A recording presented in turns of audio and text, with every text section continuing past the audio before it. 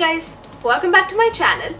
Today I'm starting a new series on my channel. This is something I really wanted to do for quite a while. This series is about putting all the new makeup trends to the test. This series is going to be called Tina Tries Trends. If you guys haven't seen the other series that I have on my channel, I do a lot of makeup tutorials and hauls, but I also have a series called Wee, which is Will I Wear It, and that's a review series. I will link all these playlists down in my description box. Today for the first Tina Tries Trends video, I have a bare face and my skin is a little bit irritated because I did get a cleanup yesterday, so it has extracted quite a few things, which means my skin is going to be a little inflamed, but that's alright. So we're gonna try the trend that is powder before foundation. I know that goes against everything that we have been taught, which is creams and liquids first and powders after that. But just know that almost all of these really cool makeup trends come from drag, and with drag they have to keep their makeup on for a really long time, so they come up with really cool tips and tricks to do that. So if you guys want to see if powder before foundation will work,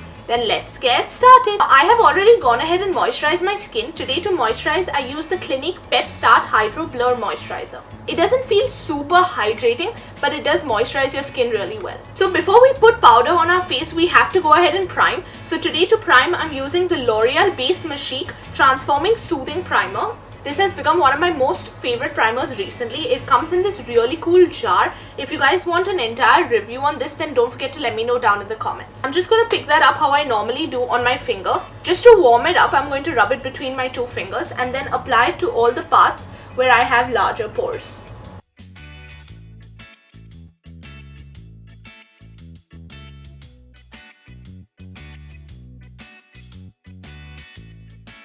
I'm going to properly work that into my skin because we are going to apply powder first and not foundation. So I don't want all that powder to just settle into my pores and then look cakey. Now the next step is to apply powder onto your face. Remember, you have to apply powder depending on where you get slightly more oily or where your pores are slightly larger, especially if you have combination to oily skin.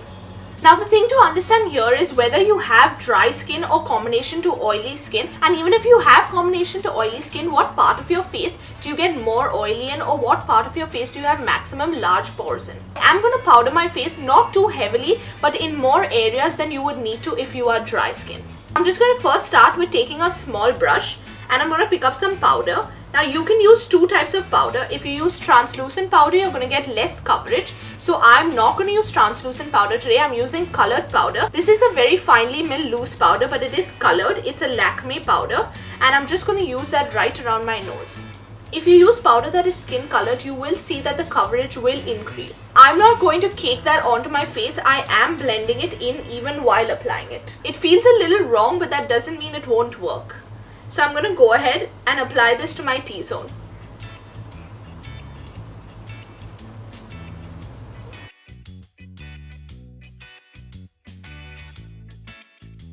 I'm just using a bigger brush to apply that around the cheek area. Now only the powder hasn't really been able to correct any blemishes. Even though the powder is colored, I can still see all my blemishes and imperfections peeking through. So next I'm going to go in with foundation on top of the powder.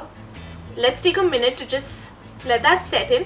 But today I'm going to use the Maybelline Fit Me Matte and Poreless for normal to oily skin. This is in the shade 230 Natural Buff. I'm just going to put that right in the back of my hand first, because I don't want to directly go ahead and apply it to my face. Because I'm so nervous about this technique, I'm going to first use a foundation brush just to apply it to my face. This feels weird.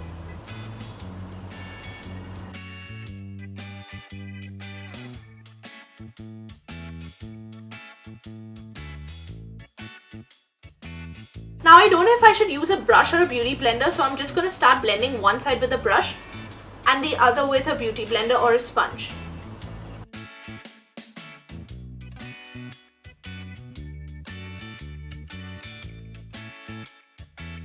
I was a little skeptical about how it would blend, but it's blending quite nicely. For this side, I'm going to use this wet sponge.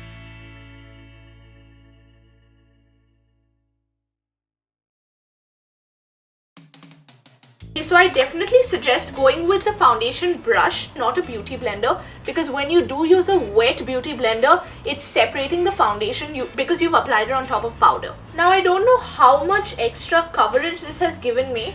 It has made me look a little more cakey for sure, and I can't really tell if it has given me extra coverage because I can still see all the blemishes and the scarring underneath the foundation, and it's kind of breaking up around my forehead area. I have gone ahead and applied some concealer that I'm going to use a small concealer brush to just blend that out.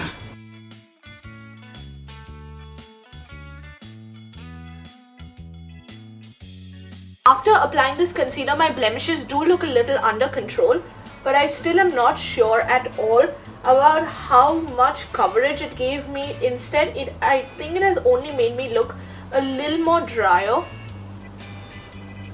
even though I generally am not dry. I have only this much powder left, which I'm going to apply just to the concealer area.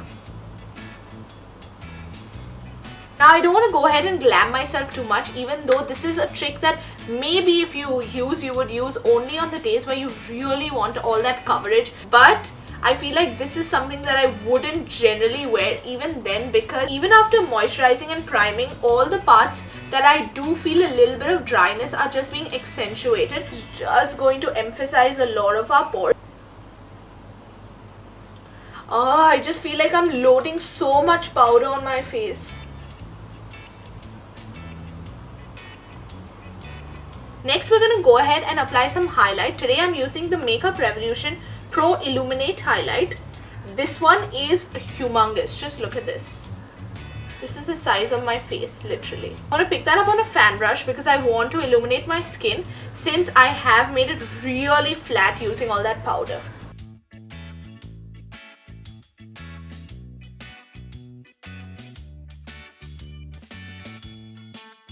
I have a couple of opinions before we go ahead and apply the lipstick. On my face, I feel like for me, this doesn't work as well because I can tell that my highlight is also looking a little bit more powdery right on top of the liquid, where I haven't applied too much powder to set that liquid in after I have applied the foundation. It also didn't cover a lot of my blemishes. I had to go ahead with concealer, even sometimes in places that I generally don't have to after applying foundation. If you have dry skin, I would suggest to stray away completely from this, because even the slight dry patches that I have around my face are getting emphasized so badly that they look like my skin is completely peeling off around my mouth and my nose area. And maybe once I do apply a setting spray on top, I may even see those small areas of those dry patches becoming less evident, but I don't think that will work as much because of how dry it looks. Now, since I have no eyeshadow look on today, I really didn't have to worry about matching my lipstick. So today I'm going to wear a lipstick that I haven't really worn on my channel, even color wise. Today I'm wearing the Ofra Long Lasting Liquid Lipstick. This is in the shade Miami Fever. This is one of Kathleen Lights and Ofra's collab.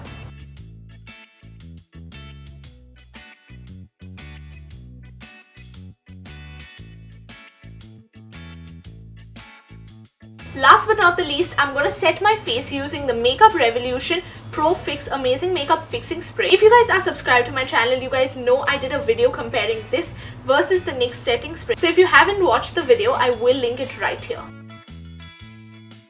Now that I have gone ahead and applied some setting spray, the areas that are dry around my nose and my lips don't look that bad, but I feel like as the day goes on and this starts wearing off, it's going to look a little bit patchy. Now not dry, but then it'll start looking patchy and my skin will still look like it's peeling off. I know I said the highlight looked really powdery at first on top of my face, but once I've applied this finishing spray, the highlight kind of looks bomb. So that's it for today's video. If you guys do want to see more Tina Tries Trends videos, then don't forget to leave the trends that you want me to try down in the comment section and give this video a big thumbs up. You can also subscribe to my channel by clicking on the subscribe button, and don't forget to click on the bell icon, that way you never miss any videos from me. You can also follow me on my social medias at WeMakeupLife on Instagram and Twitter, and at @TinaTengra on Snap. Don't forget to follow me on Snapchat. I post tons of things there. See you next time. Bye.